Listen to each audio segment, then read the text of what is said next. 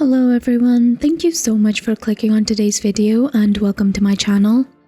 In today's story, OP's niece comes to him asking him for financial help for her college education. But unlike OP did with the rest of the cousins, he decides to deny that request. And the reasons behind it are honestly pretty twisted and heartbreaking. I do hope that you enjoyed the story. If you do, please give it a thumbs up.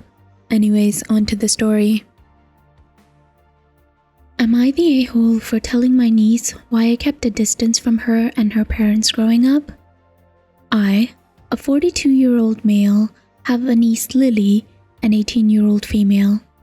Lily is the result of an affair my ex-fiance had with my brother while we were still together.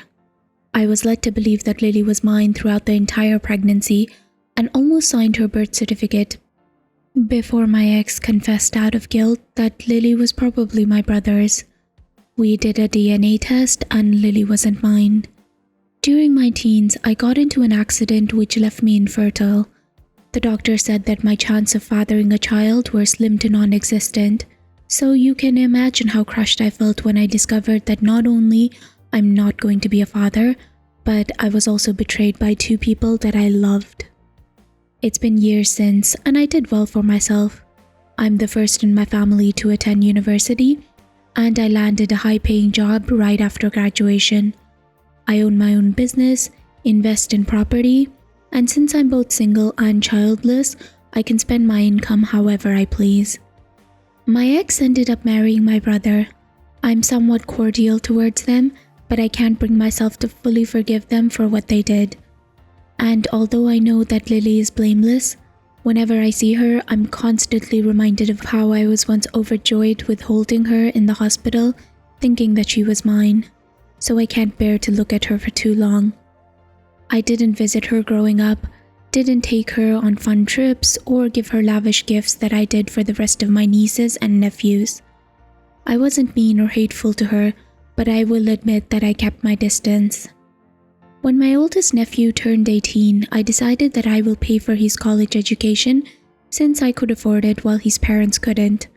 I even rented him one of my apartments for cheap so that he wouldn't have to worry about money and focus on getting his education. Since then, I did the same thing for two of my other nieces. Last week, Lily approached me during a family event and inquired if I could pay for her education. I told her no. She then called me a jerk and asked why I was so distant towards her and her parents, to the point where I couldn't even do her the same favor that I did for the rest of her cousins.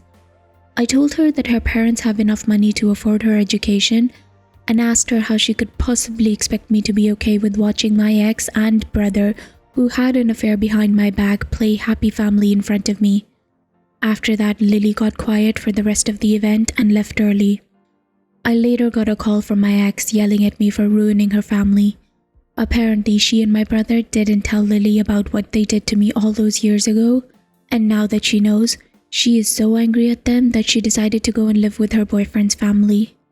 I'm starting to feel guilty that I told her the truth since it affected her more than I thought it would, but at the same time, she's grown enough to know the truth, and I don't think that I could have lied to her face even if I wanted to. So, am I the a-hole? Someone commented, "Everyone's the a-hole here. You don't owe Lily or your ex's family anything, and choosing to pay for the other cousin's education is your own choice, but rubbing it in her face and blurting out that she was the product of an affair was cruel on your part. It would be far more mature to just cut them all off."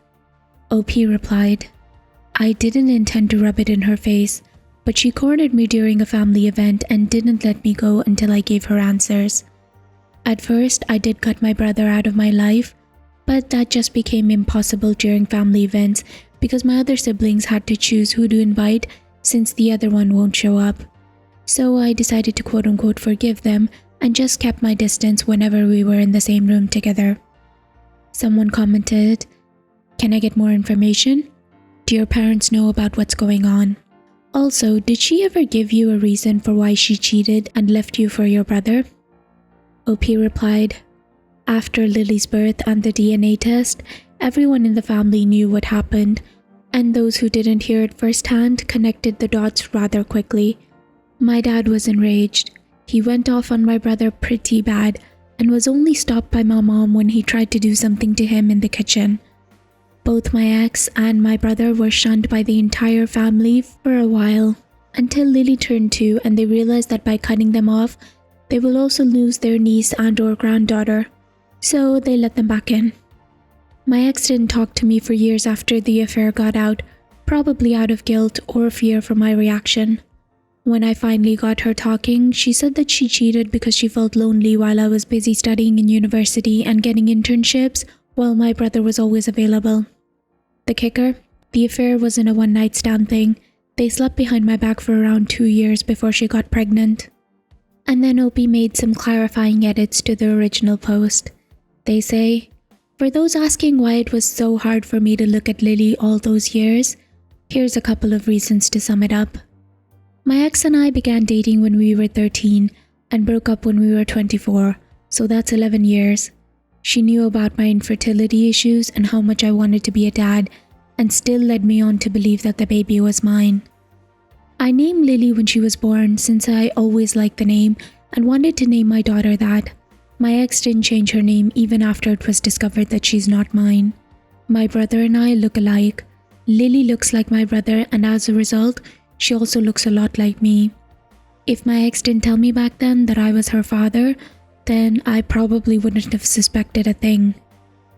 Having to witness a child that looks like me, has the name that I chose, and was being raised by the woman I loved for so long, all the while being infertile, really made it impossible for me to be an active part of Lily's life like I was for her cousins. Not out of resentment to her, but for the sake of my own mental health. I've decided to listen to some of your advice and text Lily. I asked her if she would like to meet up and have a conversation about all that went on, since like you said, she does deserve some answers. She hasn't replied yet. If she will, I'll post an update. I've met up with Lily yesterday. I told her about my relationship with her mother, how and when it started, went into detail about the accident I went through, the cheating, her birth. I got over everything she asked me about. In turn, she told me everything her parents told her about me growing up. Apparently, she was told that around the time that she was born, I had a miracle baby named Lily that died at the hospital, and since she and her shared the same name, I held on to some sort of resentment towards her. I'm still processing what she told me. I feel like such a twisted retelling of what actually happened that it's insulting. Needless to say, there was a lot of crying involved, and apologies from both ends. Lily says that she's doing better now that she knows the truth, and that her boyfriend and his family have been an amazing support for her throughout all of this. My family decided to officially cut off any contact from my ex and brother.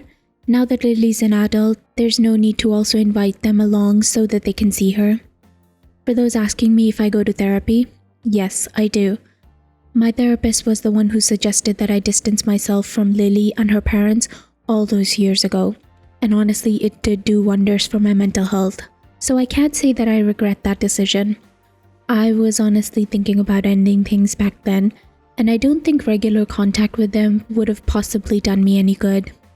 I've decided that I'll try my best to be more involved in Lily's life now that I know that I don't have to interact with her parents in order to meet up with her. Lily agreed and said that she also wants to get to know me better. Overall, this whole incident opened up a lot of old wounds, but I'm glad that it happened. It needed to happen. All I can say is that I hope that both Lily and I will probably heal from this and move on with our lives. So guys, what did you think about this? Honestly, there were so many frustrating things in the story. It's crazy. One thing, can we all just agree that OP's ex and brother are the most shittiest people in the world? Like, the audacity to not only cheat on OP, but then make him believe that Lily was his child, and then on top of that, to tell such a twisted tale. It's insane. You have to have one of the most twisted minds in the world to be able to come up with this stuff and then actually do it in real life. I just can't. Anyways, I do hope that you enjoyed this story. If you did, please give it a thumbs up, and please subscribe if you'd like to hear more stories from Reddit with updates.